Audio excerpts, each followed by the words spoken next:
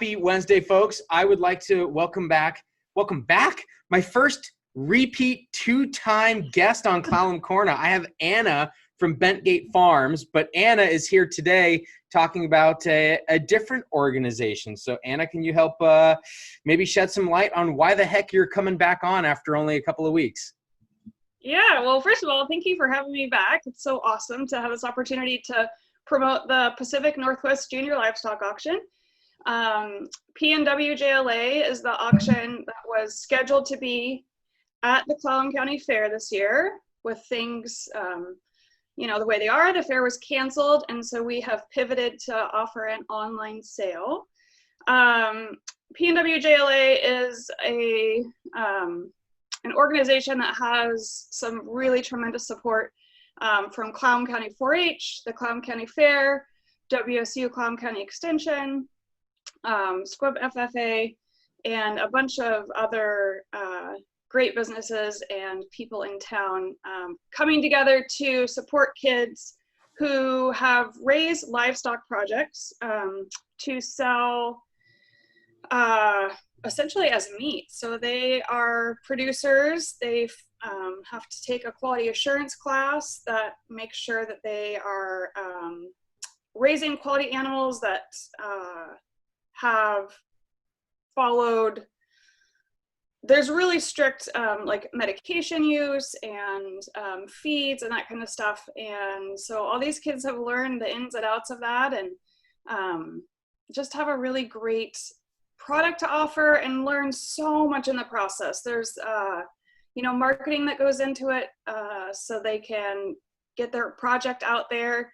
They have to do a lot of talking with adults, which is so hard for some kids, so it kind of pushes their comfort level a bit. And then it's so fun to see these kids feel nervous about going and talking to somebody to promote their animal, and then of course, everybody's so supportive. And so they just walk away with this huge smile on their face, and you can tell they just stand a little taller and are a little prouder and can just take that confidence with them to other areas in their life. So they sell their livestock project and their animal, but there's so many different facets to it that are just so valuable for these kids.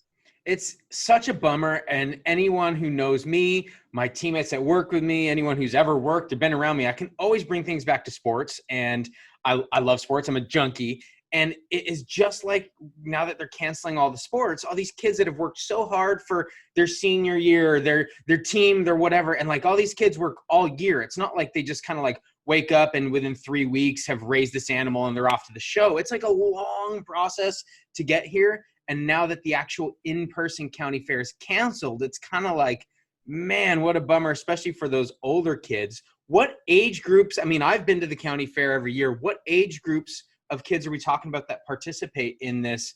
I'm going to butcher it, but the PNLWJ, there's a lot of initials, but what age groups participate? Yeah, so because we have a partnership with 4-H, we are bound to 4-H rules, and 4-H, in conjunction with all their collegiate research, has determined that competition isn't ideal for the younger age groups. And, they're selling a livestock project, so there's a little bit of competition in there. So they start in third grade, 8 years old is the youngest, and then all the way up to seniors. And we have 2 graduating seniors this year, which is really exciting. And we were able to give a $500 scholarship to the gal that applied, which was really exciting our first year.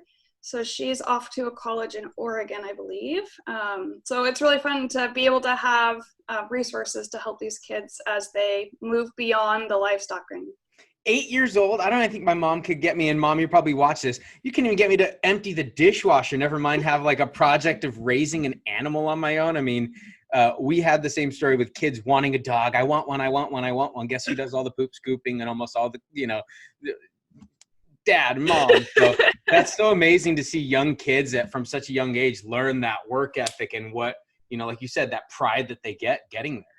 Yeah, and there's also failures that come with it too that are good for kids. It's so good for kids to try and have great intentions and then maybe not make weight. My daughter, Asha, She has tried for 3 years now to raise 100% grass-fed goat. And there's weight restrictions. And 3 years in a row, she hasn't gotten her goat heavy enough.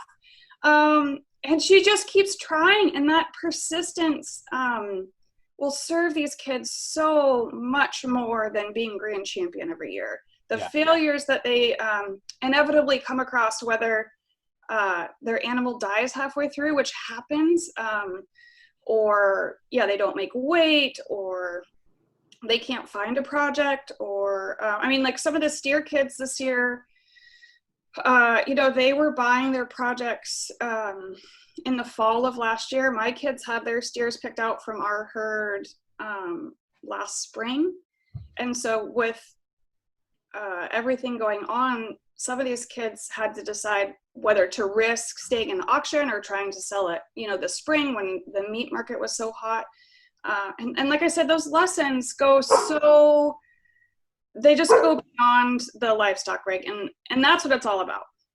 That's so fun. I mean, when you say the meat market was so hot, it's just such a funny thing to think. I know that we talked about that back, earlier this spring, but it's cheesy. And again, sports as always, it's not a failure. It's just a learning opportunity, right? Or like my good man, Michael Jordan would always say, you miss 100% of the shots you don't take. Totally. So, you got to teach these kids to not always be looking for the medal and everyone gets a trophy. Like, that's the way life goes. And they learn that from a young age is awesome. Yeah. One of the things that we really promote is still wanting to have a quality product. Like, you don't want to sell an animal that's skin and bones, obviously. But the difference often between a blue ribbon animal and a red ribbon animal at the fair is the cost of that animal at weaning. There's a real market, especially for hogs, actually, where they're buying these weaner pigs for hundreds and hundreds of dollars to be able to get grand champion. And we know that not every family can afford that. And that's actually not really realistic either as a livestock producer. I do not pay $300 for a weaner pig. There's no way that we can make that work for our farm. No.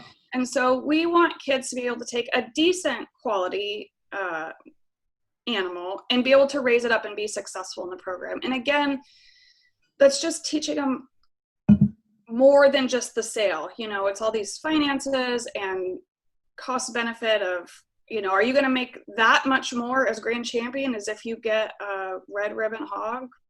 Probably not. So it's just not worth the risk. So let's talk about how people can help, how they can still help these kids that have worked so hard, because I took a look. There is a website, which we'll include down below here as well, but it doesn't necessarily have to be that you're buying a whole animal that's going to be, butchered up and sent to you, right? There's different ways that people can help. So if they want to help little to small, can you talk about how people that are watching this can actually help these kids feel like they've accomplished what they were working towards? Yeah, that's a great point to bring up. There's so many different ways to help without actually putting a whole cow in your freezer. So you can obviously purchase an animal and put that cow or that sheep or that goat or that chicken, turkey, rabbit, and pig. So there's a lot of different options there to put in your freezer. That's one option. You can also buy an animal and make arrangements with one of your favorite charities. So you can contact food banks or Salvation Armies and see if they're open to taking it, and you can make that donation to them. You can also purchase or contribute towards the scholarship lot. So there's a lamb that's going to be auctioned, and you can purchase that, or there's a program called the add-on program. So without purchasing any meat, you can just say, oh, I really am excited to see all these hog kids raising pigs. I was a hog kid and I want to support them. So you can say, oh, I want to give $10 to each hog kid. Or you can say, oh, this kid mowed my lawn for 5 years. I really want to support him. Here's $25 to, John Smith or something. And so that's an add-on. That's what's called an add-on. So you can do any amount for the add-on. You can do one kid. You can do a blanket amount to all the kids. You can do just a group of, say, the 4-H kids, just the FFA kids. There's all different kinds of ways that people can divide it up however they feel that fits them best. I thought that when I looked on the website, I thought that was the coolest, because I think not everyone is in a home situation, a financial situation, whatever, to go, as I would like to joke, whole hog here. But, you know, there's still ways you can give back as little or as much as you feel comfortable. I also think I've never heard the name Hog Kid. It makes me think of two things. I think that they need to be able to have like Letterman jackets that have like a picture of like a pig on the back, Hog Kid. And as a football player, again, gosh, I keep coming back to sports. They always call the linemen, which is my position, the hogs, because we're like the big, you know, hefty fellers up front banging. And so we're always kind of the hog mollies of the hogs. So I guess I was kind of a hog kid as well. We'll have to get you an honorary Hog Kid t-shirt. I just want a t-shirt that just says Hog Kid, a picture of like pig snout on there or something. I just want to say the add-on program is super cool because kids can go talk to their family and friends across the country. They don't have to be local to participate in the add-on program. So it's good for them to get themselves out there and talk to people outside of our county. And so for parents or family or friends, share this video, share the link, get it out there, send it to your network, because these kids are busted their butts to get here. And unfortunately, since the county fair shut down, that kind of normal traditional experience is gone. So we're doing your best to basically, you know, make chicken salad, right? Yes. Yep. Gotta pivot. So yeah. And I just want to, before we go here, say thank you again to our partners, Clallam County 4-H, Clallam County Fair, WSU, Clallam County Extension, and Squim FFA. They've all just been so great in making this happen for the kids. And the website is awesome. It's got links below. You've seen it on the video. And obviously, if you have questions, you can get a hold of Anna or myself directly or anything like that. But do it. The deadline is next week. That's why we were quick to get on here. I think it's what, the 19th and 20th that it's going on live? Yep. So we'll be getting this video up here shortly. And thank you so much for getting out a great word and for helping the kids. I mean, this is a huge part of our community. So the parents and people that help these children learn these lessons don't get enough shine in this, but kudos to you guys as well. Oh, thank you so much. And thank you very much for having me. Of course. We'll see you soon, hopefully.